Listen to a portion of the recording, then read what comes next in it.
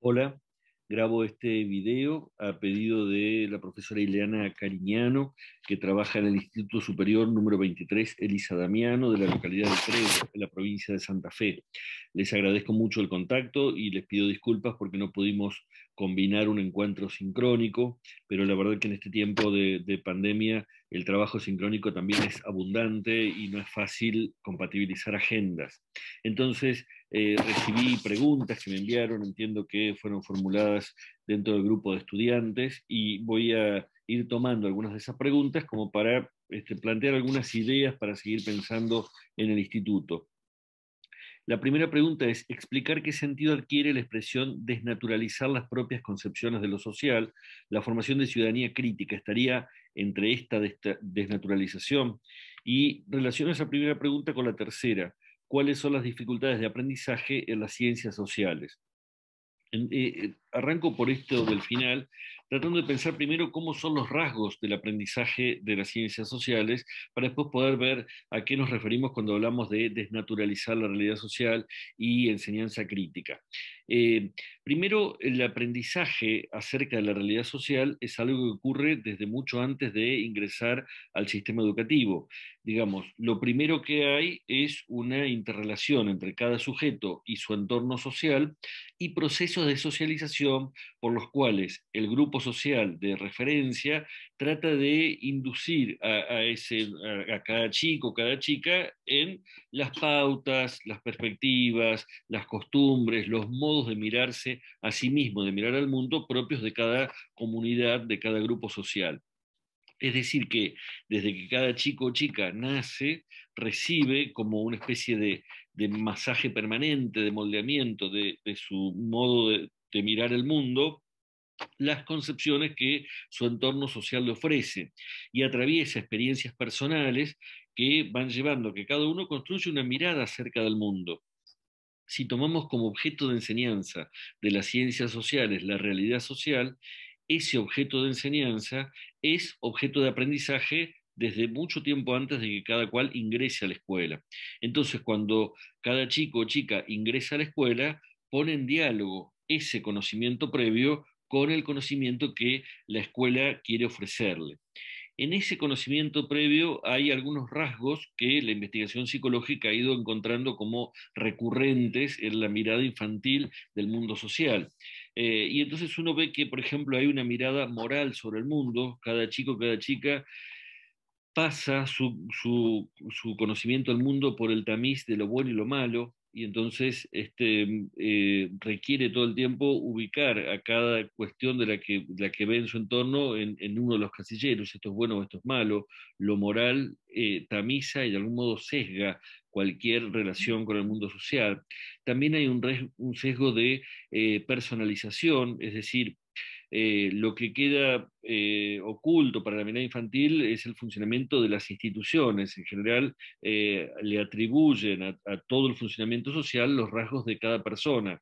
Entonces, el presidente es bueno y por eso gobierna en función de hacer bien a la gente, no porque haya un sistema institucional que regula, que establece funciones, que establece límites, etcétera, sino que todo está en función de la persona.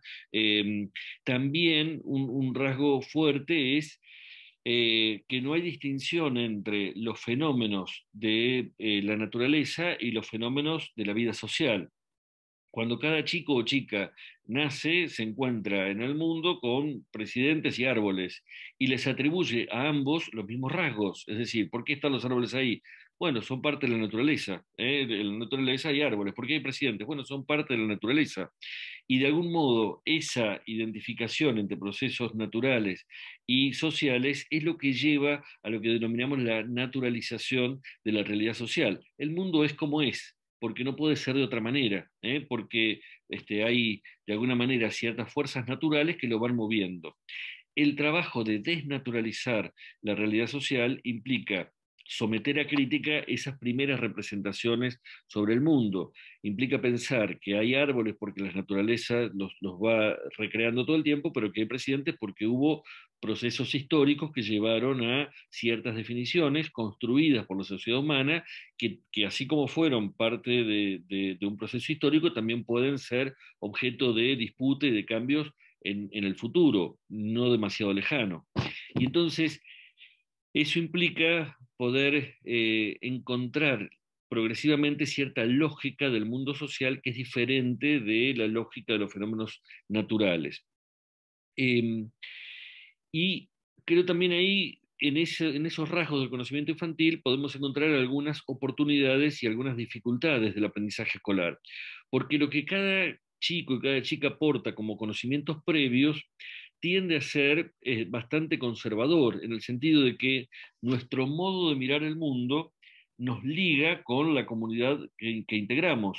Precisamente en la comunidad que integramos, la familia, el barrio, el grupo de amigos o el grupo de pertenencia, circulan representaciones que a veces están cargadas de prejuicios, de estereotipos, costumbres que a veces están cargadas de injusticias, de exclusiones, y cuando la enseñanza cuestiona algo de eso que caracteriza al grupo social de pertenencia, los conocimientos previos de algún modo resisten a la enseñanza. Entonces, me parece importante pensar que cuando hablamos de conocimientos previos en la enseñanza de las ciencias sociales, tenemos que entender que funcionan como un marco asimilador, así lo llama Beatriz Eisenberg, pero asimilador no quiere decir un piso sobre el cual se construye nuevo conocimiento, sino que es algo que en muchos casos deglute la novedad en los modos previos de conocer y no admite algo nuevo que modifica ese modo de conocer. Entonces, los conocimientos previos tanto pueden ser una oportunidad para nuevos aprendizajes como un obstáculo fuerte para nuevos aprendizajes,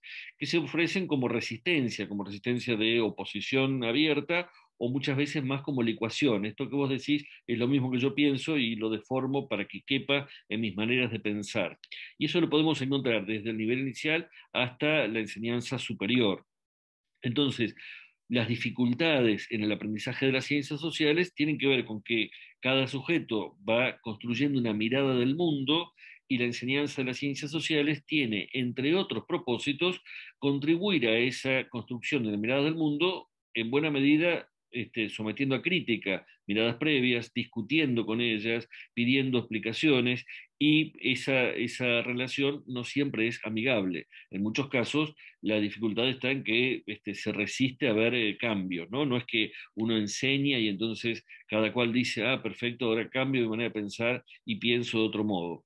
Entonces me parece importante pensar el desafío fuerte que implica enseñar a mirar el mundo social, comprender la realidad social, porque precisamente se trata de poner en cuestión nuestros prejuicios, nuestros modos previos, y entonces cuando hablamos de construir una ciudadanía crítica, yo encuentro que la palabra educar para ciudadanos críticos es como un lema frecuente en todos lados, ¿no? No conozco docentes que no digan que educan para ser críticos. Lo que me pregunto frecuentemente es si estamos entendiendo todos lo mismo, ¿no? Yo creo que si miramos la historia de la enseñanza de las ciencias sociales, durante mucho tiempo esa historia estuvo cargada de adoctrinamiento, de bajar línea acerca de modos de mirar el mundo, desde ciertas perspectivas. Y cuando se cuestiona ese adoctrinamiento unidireccional, hay colegas que piensan, no, la enseñanza crítica es cambiar el contenido del adoctrinamiento, es decir, no hay que enseñar una sociedad, o no hay que enseñar un discurso social que convalide y perpetúe el orden social, sino un discurso social que lo impugne, que lo denuncie y que busque transformarlo.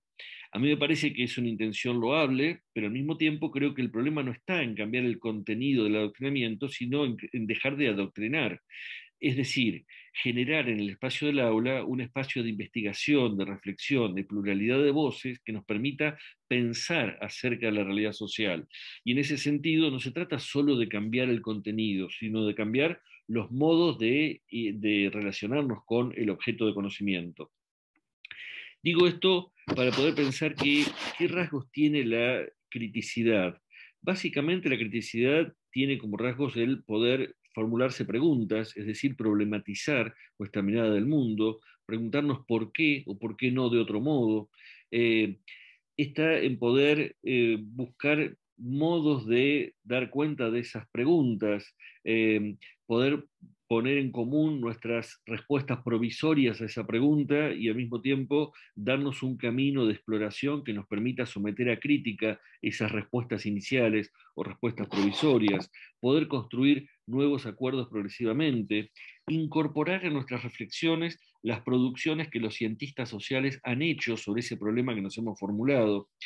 Y fíjense que no estoy diciendo que enseñar ciencias sociales sea comunicar lo que los historiadores escribieron o comunicar lo que escribieron los sociólogos, los geógrafos o los antropólogos, sino formularnos un problema y dialogar con las producciones que las ciencias sociales han desarrollado acerca de ese problema, para que nuestro pensamiento se enriquezca con perspectivas y modos de mirar ese problema que no estaban en nosotros cuando nos formulamos las primeras respuestas provisorias. Digo esto porque muchas veces en ese camino de lo que digo, esa mirada unidireccional del adoctrinamiento, cargamos a chicos y chicas de respuestas a preguntas que nadie se ha formulado. Y creo que educar en la criticidad implica, en primer lugar, plantearse preguntas, desnaturalizar nuestro modo de ver el mundo a través de la duda. Y esa duda que motoriza el inicio de nuestras reflexiones también tiene que estar al final, porque lo que hoy sabemos sobre el mundo social seguramente es algo que cuestionaremos dentro de algún tiempo. Lo que las ciencias sociales decían 100 años atrás, hoy nos resulta en muchos casos defectuoso, deformante, discriminatorio, absolutamente fuera de nuestros parámetros actuales. ¿Qué pensaremos del mundo dentro de 100 años? No lo sé, pero seguramente no será lo mismo que pensamos ahora, porque se va moviendo la realidad social y también porque se van enriqueciendo, modificando, transformando las miradas acerca de ella, las disciplinas sociales. Entonces también tenemos que sostener la duda, no solo al iniciar nuestros recorridos de investigación, sino también al terminarlo. Y eso implica que la enseñanza de las ciencias sociales es siempre provisoria. Digo esto porque ahí encontramos algunas distinciones con respecto a otros campos de conocimiento que tienen mayor grado de certeza. Digamos, cuando yo era chico, 2 más 2 era 4, hoy 2 más 2 es 4, y seguramente dentro de 100 años 2 más 2 seguirá siendo 4. Mientras que las miradas sobre la conquista de América y la Revolución de Mayo y las relaciones sociales que había cuando yo era chico son bastante diferentes a las que hay hoy, porque hemos podido transformar nuestras miradas y hemos podido encontrar otros matices que no estaban presentes allí y cuestionarlos, y seguramente de acá a unas cuantas décadas tendremos también otras miradas que enriquecerán y pondrán en cuestión nuestros modos de ver ahora. En otros campos de conocimiento escolar hay un proceso de consolidación del saber en el ámbito académico que luego, por transposición didáctica, llega a la escuela. En el área de las ciencias sociales, todo lo que nosotros nos preguntamos hoy en un aula o en una sala a nivel inicial, al mismo tiempo es objeto de discusión en las disciplinas sociales. Y eso implica entonces que estamos caminando en un terreno movedizo. Siempre digo que trabajar en el área de las ciencias sociales es como tratar de construir un rompecabezas, pero cuando estoy construyendo una parte del rompecabezas se me desarma otro, porque es un rompecabezas construido sobre gelatina, que está todo el tiempo en movimiento. Entonces, eso hace que se dificulte la consolidación de un cuerpo de saberes que decimos, bueno, yo esto ya lo sé y ahora me dedico a otra cosa. Así como en matemática podemos decir, yo ya sé algo de la suma de cierto tipo de números, entonces puedo dedicarme a profundizar en otras sumas o en otras operaciones. En ciencias sociales nunca podemos decir esto ya lo sé y ahora lo abandono, porque cuando lo abandono también sigue habiendo transformaciones en ese objeto de conocimiento. Creo entonces que desnaturalizar el mundo social significa poder someter a crítica aquellas representaciones que por efecto de la socialización fuimos construyendo a lo largo de nuestra crianza y al mismo tiempo desplegar estrategias para plantearnos dudas, darnos un camino de investigación y sostener esa duda en forma abierta y permanente. Y eso también es un camino que no lo hacemos solo, sino que lo hacemos en diálogo, en una comunidad de investigación que es el grupo escolar. Otra de las preguntas que me enviaron es la siguiente. Efectos de las efemérides en la enseñanza de las ciencias sociales. ¿Cuáles son? ¿Cómo desmontar esos dispositivos de reforzamiento de la identidad nacional? ¿Qué otras alternativas se pueden explorar? Bueno, primero recordemos un poquito de qué se trata esto de las efemérides. En principio se trata de una pedagogía social previa a la existencia de escuelas y de sistemas educativos. Si nos remontamos a los pueblos más antiguos, en esos pueblos había ciertos hitos en el año, como la siembra y la cosecha, o los momentos de caza, porque había mayor cantidad de animales disponibles, y esos hitos que iban marcando en el tiempo ciertos momentos particulares en el desarrollo de la comunidad, se fueron asociando también a ciertos mitos, en el sentido de que en cada uno de esos momentos había que comunicarle a la generación siguiente cómo llevarlos a cabo, y en muchos casos vincularlos con una tradición, con una leyenda, con una historia de cómo las divinidades habían puesto el conocimiento en manos de nuestros antecesores para poder sembrar, para poder cosechar, para poder cazar, y también fueron asociados a ciertos rituales, ¿no? Ciertos actos rituales que se hacían en torno a las festividades de cada una de estas fechas. Entonces uno puede encontrar ya rastros de estas fiestas vinculadas a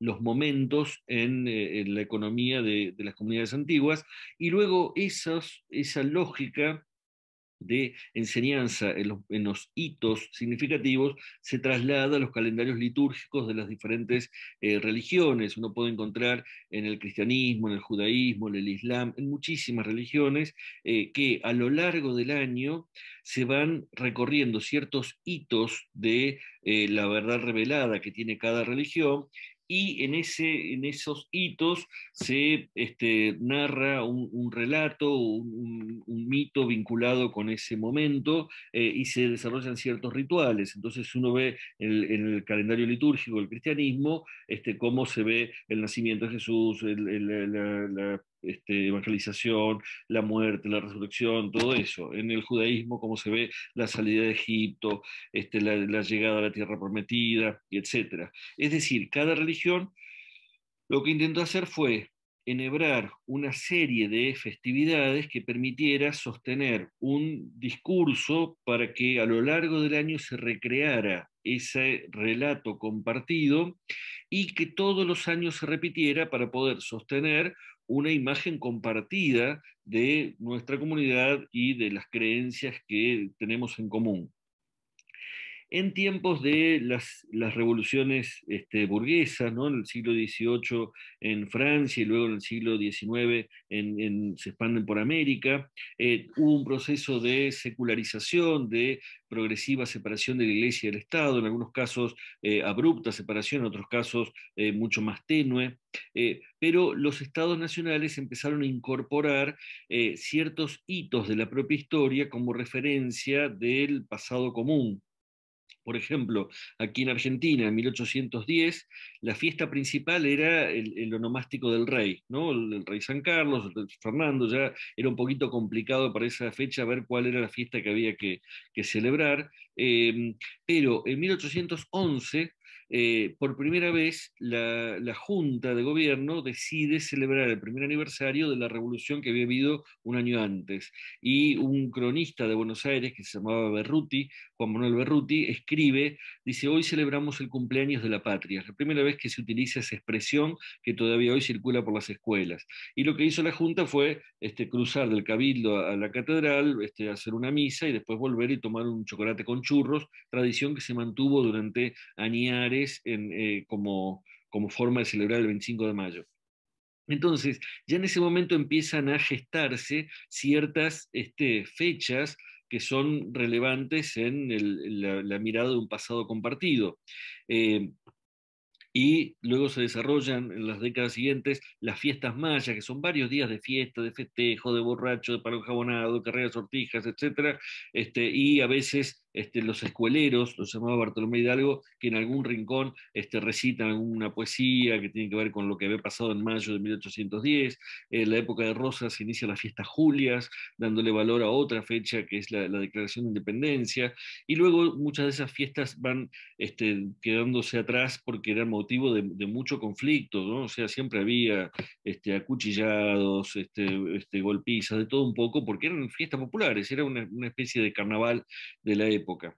Eh, entonces, eso que ocurrió en el siglo XIX había caído muy en desuso a fines del siglo XIX, y en 1884 Pablo Pisurno, que era director de la Escuela número 1 de Buenos Aires, donde ahora funciona el Ministerio de Educación de la Nación, decide para un 25 de mayo reunir a los chicos en el patio de la escuela, contarles lo que había pasado el 25 de mayo de 1810 y proponerles que canten el himno.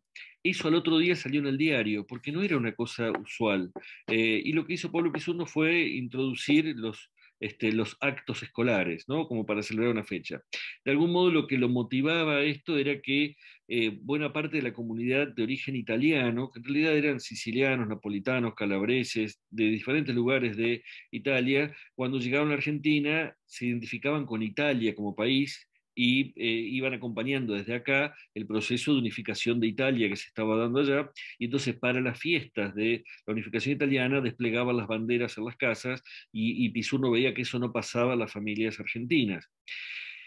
Esto que empieza a fines del siglo XIX, de alguna manera se expande mucho más en la primera década del siglo XX, cuando se celebra el primer centenario de la Revolución, y entonces empieza a preocupar a las élites gobernantes de esa época que se geste cierta identidad nacional que preserve la nación de la disolución. Era un momento en el cual se entendía que la homogeneidad garantizaba el ejercicio de la ciudadanía y la pertenencia a una misma comunidad política, mientras que la diversidad era un riesgo, era un problema, porque implicaba posibilidades de separación. Entonces se incorporan a la escuela calendario litúrgico patriótico del 25 de mayo, 20 de junio, 9 de julio, 17 de agosto, que luego se enriquece con el 11 de septiembre, con el 12 de octubre, en diferentes momentos, ¿no? Sobre todo durante la gestión de José María Ramos Mejía, que fue presidente del Consejo Nacional de Educación a principios del siglo XX. Y la idea era semejante, a través de un recorrido de festividades, todos los años volver a recrear el relato compartido acerca del origen de la nacionalidad argentina.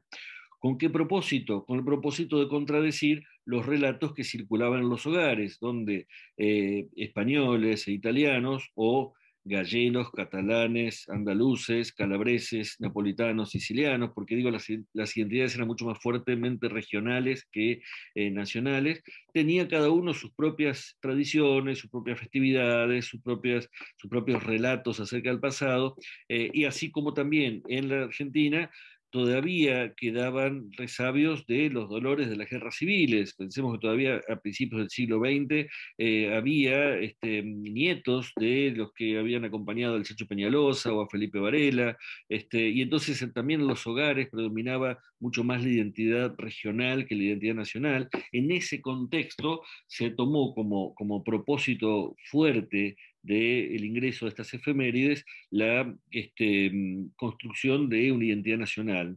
No hablaban de construcción, sino el fortalecimiento de la identidad nacional o la defensa de la identidad nacional. Eh, También asociado a esto, pensemos que también en las religiones uno puede ver en la historia del cristianismo que cuando el cristianismo se expande en sociedades que eran politeístas, no resulta fácil desplazar a los dioses previos de un dios único e invisible, y esos dioses previos tenían cada uno cierta función a la sociedad, ¿no? Pensemos que tanto los griegos como los romanos tenían dios para la guerra, un dios para los viajeros, un dios para las chicas casaderas, un dios para... Y había dioses para cada cosa, ¿no? El dios del mar, el dios del cielo, el dios del viento, el dios de lo que fuera. Entonces, la estrategia que fue desplegando la Iglesia a lo largo de los siglos es sostener la idea de un único Dios, pero sí proponer como reemplazo de esa referencia acerca de cada actividad social o de cada grupo social, los santos y todo el santoral fue desplegando la idea de, bueno, hay un santo para los viajeros que es San Cristóbal, un santo para los militares que es San Sebastián, un santo para, y uno puede ver que para las novias, San Antonio, para cada actividad social, para cada sector social, un santo. De algún modo también eso hacen algunos países jóvenes de América y arman una especie de santoral patriótico con un conjunto de próceres, una palabra que significa persona relevante de la sociedad. En la Constitución española de mediados del siglo XIX se habla de los próceres de la sociedad y esa palabra se incorpora a nuestro vocabulario. Y entonces se identifica quiénes son los próceres de la Argentina. Alguno estaba todavía calentito en el cajón, que era San Martín, por ejemplo, que no había muerto hacía mucho, cuando Mitre escribe una historia de la emancipación americana centrada en la figura de San Martín. Belgrano había muerto antes, pero todavía quedaba, bueno, quedaba su hijo, quedaba un montón de referencias de gente que lo había conocido personalmente. Y ya en el siglo XX se despliega una batería bastante considerable de distintos próceres, ¿no? Para las chicas bien, las damas mendocinas, para las no tan bien, las niñas de Ayohuma, para los negritos, negro falucho, para los chicos del tambor de Tacuarí, para los gauchos güemes, es decir, para cada sector social, para cada lugar hay algún referente con la idea de ofrecer parámetros morales, ¿no? Actuemos en la sociedad tal como actuaron ellos o tal como habrían actuado ellos si estuvieran acá. Entonces, ahí uno puede ver que las efemérides tienen un propósito de defensa de la identidad nacional y al mismo tiempo un propósito de ofrecer una enseñanza moral a través de la enseñanza de la historia. Creo que es importante reconstruir ese origen de las efemérides para entender también los efectos y los desafíos que eso presenta en la actualidad. ¿Por qué? Porque creo que podemos analizar los efectos de las efemérides en dos niveles distintos. Por un lado, un nivel político-pedagógico que nos lleva a preguntarnos, ¿es hoy el principal desafío de la enseñanza escolar y particularmente la enseñanza escolar de las ciencias sociales el defender la identidad nacional? Es fundamental que nos sintamos argentinos por sobre cualquier otra identidad y yo creo que eso es bastante cuestionable porque en buena medida esa identidad, ese propósito apareció para tapar, desmerecer, quitar del camino otras identidades posibles, que son las que a veces ahora necesitamos reivindicar, ¿no? Las identidades de género, las identidades culturales. La sociedad de principios del siglo XX entendía que la diversidad era un problema y la homogeneidad era una garantía para el funcionamiento de la sociedad. Nosotros empezamos a poner la diversidad en todas las carteleras y los currículos escolares, pero no terminamos de traducirla en propósitos formativos y en decisiones didácticas. Por ejemplo, ¿cómo reconocer la diversidad en la escuela? En buena medida, planteando que no somos todos, no tenemos todos la misma historia, sino que hemos tenido historias distintas que se van enhebrando. El relato único del pasado nos fue llevando a pensar que había algunos buenos y algunos malos, que todos tenemos que tener la misma imagen del pasado, y eso en muchos casos implicó que tuviéramos como próceres a varones blancos de la élite reconocibles y al lado de ellos las mujeres, los indios, los pobres, los negros, todo lo que, los gauchos, todo lo que no era varón blanco de la élite urbana.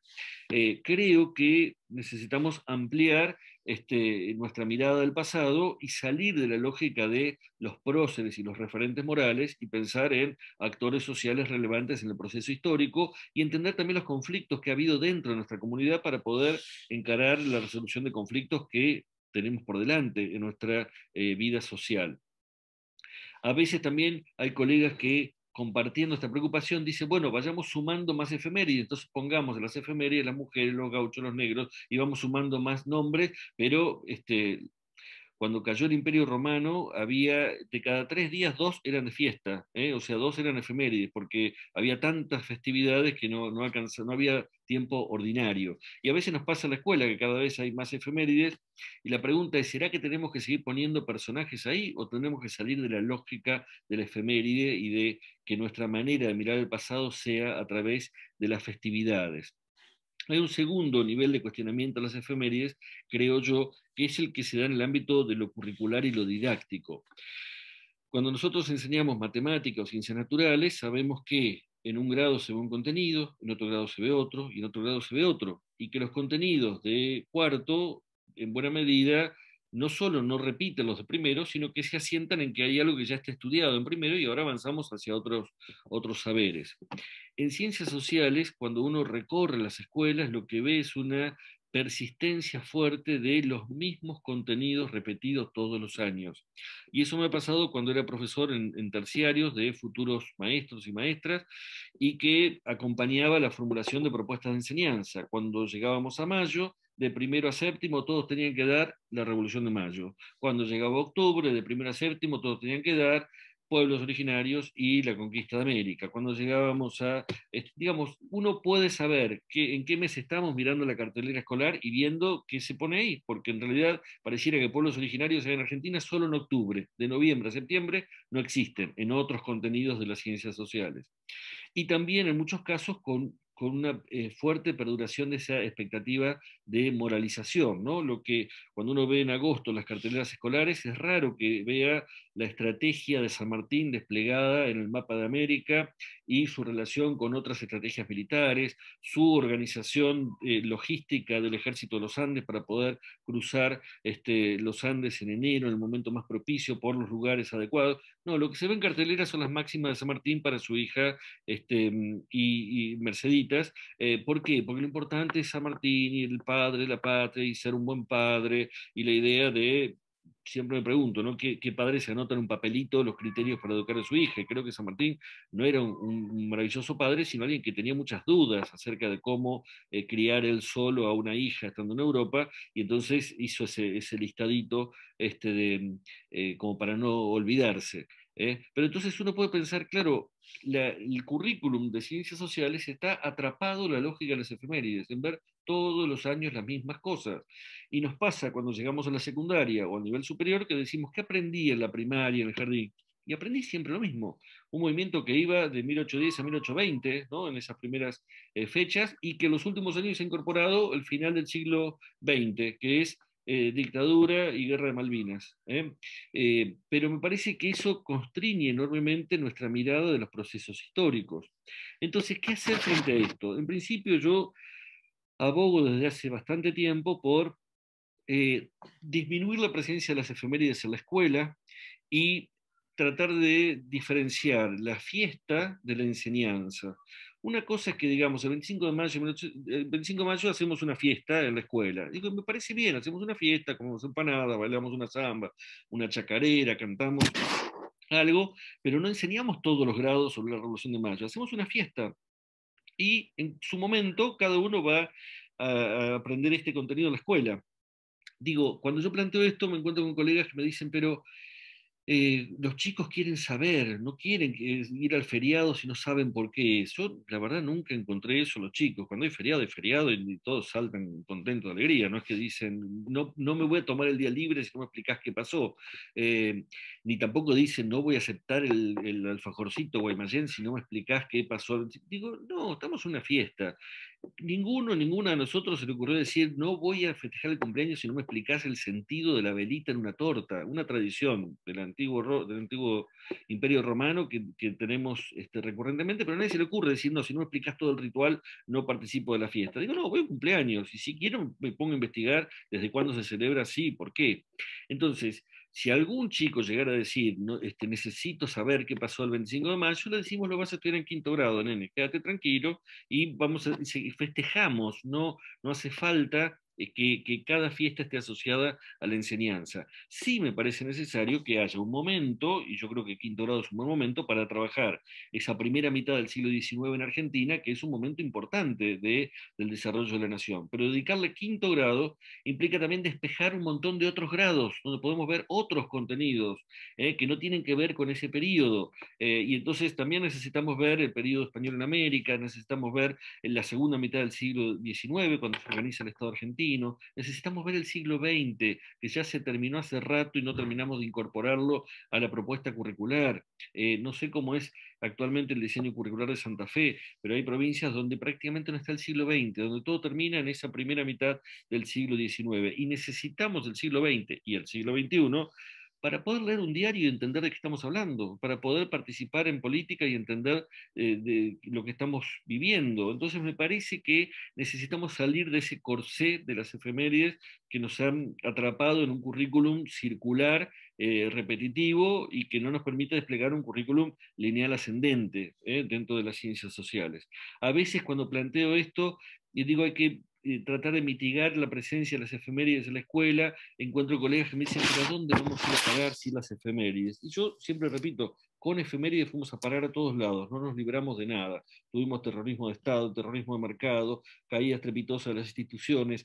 Las efemérides no nos han hecho una sociedad mejor, no han construido una cultura política más activa, más participativa, más solidaria, más justa. No son las efemérides, creo yo, la mejor herramienta para educar en una ciudadanía inclusiva, solidaria, que esté trabajando todo el tiempo para ser una sociedad mejor. Me parece que no es por ese lado la estrategia. Encuentro también colegas que sí abogan por eso y que lo sostienen y los respeto mucho. Y por otra parte, mi posición es absolutamente minoritaria. O sea, mientras planteo esto, cada vez hay más efemérides y se celebran en las escuelas. Y creo que vamos a seguir en esa línea por lo menos mientras duren los bicentenarios, ¿no? Hasta el 2024 vamos a estar con el festejo de la batalla de Ayacucho y en 2025 los 200 años de la independencia de Bolivia. O sea que nos falta todavía mucha efeméride por delante, pero creo que los efectos de la enseñanza no son buenos. Enseñar historia y enseñar ciencias sociales nos requiere abrir un poco la mirada a otros propósitos formativos, a otros contenidos y a otras herramientas de enseñanza. Otras preguntas que forman parte del cuestionario son las siguientes. ¿Cómo enseñamos ciencias sociales sin recaer en las formas cotidianas de darla? Es decir, a través de mucha teoría que queda en el olvido. ¿Cómo lograr que determinada enseñanza perdure en el tiempo? Y otra pregunta que creo que se puede relacionar con esta es un relato de una experiencia en secundaria, historia del siglo XIX, tema Revolución de Mayo. Pregunta obvia, ¿qué recuerdan, qué conocen sobre un proceso histórico que hace de nivel inicial están rememorando? Y comenzaron a relatar hechos y personajes muy acertados, pero se acordaban porque la primaria habían visto zambas de Paca Paca. En ningún momento me mencionaron por alguna actividad en el aula. El recuerdo era a través del video. No desmerezco el aporte, dice esta profesora Ileana Cariñano, no desmerezco el aporte que pueda realizar el programa como disparador para generar cierto interés, pero pregunto, ¿dónde fallamos en ese proceso de enseñanza-aprendizaje de la historia, de las ciencias sociales, que no logramos que determinados procesos importantes puedan ser anclados por nuestros alumnos en sus memorias, por nuestras propuestas de trabajo? Hay muchísimo material audiovisual, cómo generar la construcción de aprendizajes significativos a partir de los mismos, y que no quede solo en que van a recordar el video. Bueno, me parece muy interesante esta pregunta y, y creo que es importante pensar por qué elegimos videos. Estamos atravesando ahora una pandemia mundial, planetaria, desde el año pasado. Ahora estoy grabando este video en junio de 2021. Y eh, particularmente en todas las formas de enseñanza virtual, los videos han sido una herramienta muy potente y me encuentro con muchos y muchas colegas, sobre todo de nivel primario, inicial, que recurren a videos y a propuestas de enseñanza que vienen de otros lados, ¿no? Entonces, si hay que enseñar algo de geografía, de ciencias naturales, hay mucho video español, y algo de historia, no hay tanto en España o en México, entonces Samba ha sido un recurso muy frecuente. ¿Está mal enseñar con videos? Yo creo que no. O sea, pueden ser un video útil. Pero también es cierto que nos ha pasado en la didáctica de las ciencias sociales que a veces cierto recurso nos enamora, nos seduce y suponemos que con eso resolvemos todos los problemas de la didáctica o suponemos que es el elemento central. En los años 70 era con los documentos, ¿no? Había que trabajar mucho con documentos en las escuelas, ¿no? Las cartas de San Martín O'Higgins, de Urquiza Rosas, etcétera, todo carta, porque con documentos se enseñaba historia, hasta que pudimos encontrar cierto sosiego en la relación con los documentos y poder articularlos con otro tipo de discursos. En los años 80 se pusieron de moda los juegos de simulación. Había una línea editorial de Aike, que eran los laboratorios de ciencias sociales, que proponían juegos que eran muy interesantes, muy divertidos, que permitían discutir, pero que no siempre quedaba claro que se aprendía y que se enseñaba a través de esos juegos. aunque creo que hay varios de ellos que siguen teniendo un buen potencial formativo. Y nos está pasando en el último tiempo que hay una enorme abundancia de recursos, hay muchos recursos. Cuando yo era maestro en la escuela, un problema que teníamos era conseguir materiales para poder enseñar algo. Ahora hay abundancia de materiales y entonces creo que el desafío es, en primer lugar, tener criterio para seleccionar materiales adecuados y, en segundo lugar, poder formular consignas adecuadas para ese trabajo. Me encuentro con que hay colegas que plantean, este material es buenísimo, los chicos se enganchan, se divierten, la pasan bárbaro. Y digo, es posible, pero ¿qué diferencia hay entre eso y un programa de televisión que busca el rating? Digo, ¿es el criterio para decir que un video es apropiado para la enseñanza? ¿Que se enganchan, que es divertido? Que los chicos y las chicas quieren, queremos verlo de vuelta, traernos otra vez un video. Me parece que tenemos que salir de esa lógica exitista que a veces seduce en el aula, porque saber que, bueno, los chicos salen y dicen gracias, señor, gracias, profe, qué lindo esto, porque la pasaron bien, pero ¿aprendieron algo con eso? Y entonces vuelvo a esta idea anterior, que es cuál es el propósito de nuestra enseñanza. Yo entiendo que haya una lógica de mercado de tener más rating, pero creo que no es esa la lógica dentro de la escuela. Lo cual no significa que no nos preocupe el interés de cada chico y cada chica, pero la pregunta es cómo despertamos interés, no cómo reducimos nuestra propuesta a aquello que les interesa.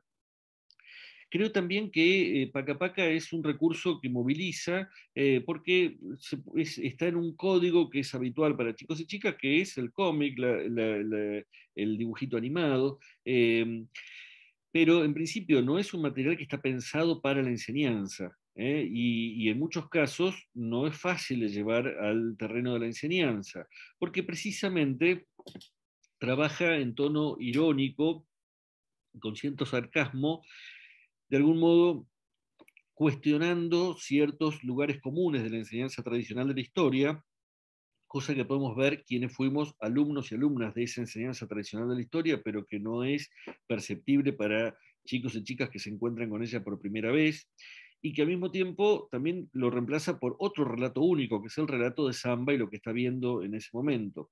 Entonces me parece que no es el mejor recurso buscar un video. Muchas veces se utiliza el video de Samba como proyección de la propia voz. O sea, el video dice lo que yo querría decir, pero el video lo dice mejor. Y entonces ahí tenemos un tipo de utilización del video, que es algo que me permita callarme porque hay otro que lo dice mejor que yo.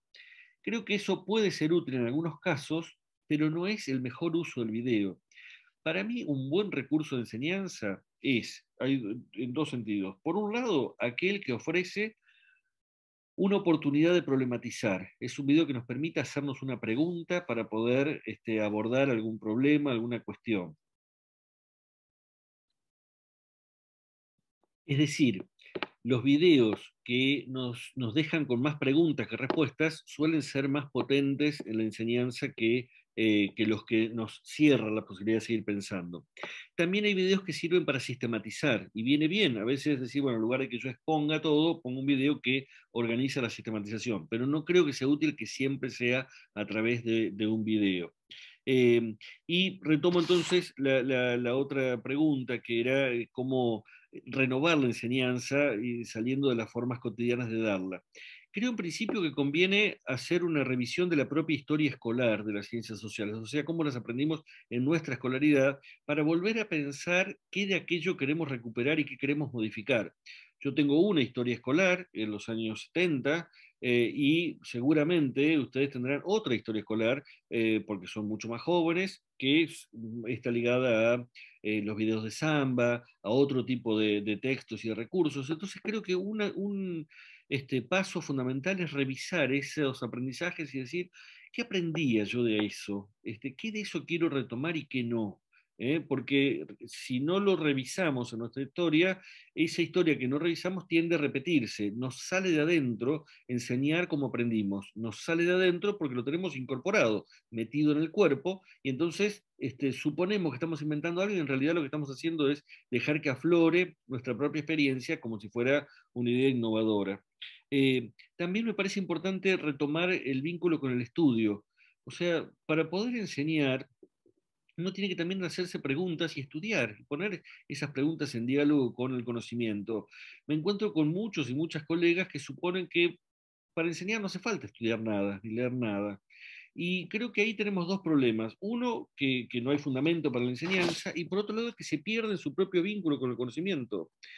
¿No es apasionante preguntarnos sobre la realidad social? ¿No es apasionante preguntarnos sobre la historia y la geografía de nuestro país y sobre lo que aporta la sociología o la antropología para entender las sociedades en que vivimos? Si no es apasionante, estamos teniendo un problema serio de vínculo con esa disciplina. Y creo que necesitamos revincularnos con las ciencias sociales, volver a encontrar el gustito, porque hay algo interesante de poder plantearnos, bueno, ¿por qué la gente migra? ¿Por qué alguien se va del lugar donde vive y se radica en otro lugar? ¿Qué hace falta para que haya una familia en un contexto donde las relaciones familiares están en fuerte y acelerado proceso de transformación? Eh, ¿Cuáles son los trabajos que fueron necesarios para que el dulce de leche llegue hasta mi casa? ¿Cuánta gente trabajó y cómo es que se organiza ese trabajo? ¿Para qué sirven las plazas? ¿Para qué hay plazas? ¿Y para qué le sirve la plaza a cada quien? ¿Para qué sirven las escuelas? Me parece que hay preguntas que nos podemos hacer. ¿Qué significa ser pobre? Hicimos un trabajo de investigación en secundaria sobre enseñanza de la sociología con esa pregunta. ¿Qué significa ser pobre? Y entonces, cuando uno se plantea preguntas y puede leer, estudiar y ponerse a reflexionar sobre algo, está en mejores condiciones de pensar, bueno, ¿cómo llevo algo de esto al aula? Que es llevar también aquello lo que estoy pensando, lo que me interesa indagar en esa comunidad de pensantes que puede ser el aula. Eh, las preguntas son el motor del conocimiento. Esto me parece que es fundamental. Y después, bueno, a esas preguntas y a ese plan de investigación que llamamos recorrido didáctico, hay que enriquecerlo con variedad de recursos, con variedad de consignas, pero me parece que primero tenemos que explorar por ahí. A veces me encuentro con estudiantes, futuros y futuras docentes que están muy preocupados por el recurso y no por pensar la pregunta y el conocimiento que está detrás. Después el recurso es efectivamente eso, un recurso, es lo que voy a utilizar para poder llevar eso al aula. Pero si estamos primero preocupados por el recurso, es que nos olvidamos de ver un marco conceptual explicativo, de plantearnos preguntas sobre el tema, de pensar sobre el tema, y entonces, claro, estoy más enamorado del recurso que de lo que me toca enseñar. Creo que tenemos que volver a procesar esos ingredientes y pensar que nuestras propuestas de enseñanza se basan primero en cierta claridad político-pedagógica de lo que queremos hacer. Y lo que queremos hacer es ofrecer mejores herramientas para pensar la realidad social, para comprender y explicar el mundo social en que vivimos, cercano, lejano, propio y ajeno, actual o del pasado, pero la realidad social de lo que la especie humana es y ha sido en el mundo. Y si ese es el propósito, tenemos que ver cómo desgajamos ese propósito general en recortes puntuales que nos permitan comprender una parte, un fragmento de la realidad social y que nos permita desplegar recursos y estrategias para conocerlos en función de esa pregunta. Pero si el recurso está primero, a veces se licua, se desdibuja o se pierde el sentido final de la enseñanza. Bueno, les agradezco el contacto y las preguntas y espero que estas reflexiones sirvan para seguir avanzando. Cuídense, cuidémonos y les mando un abrazo grande.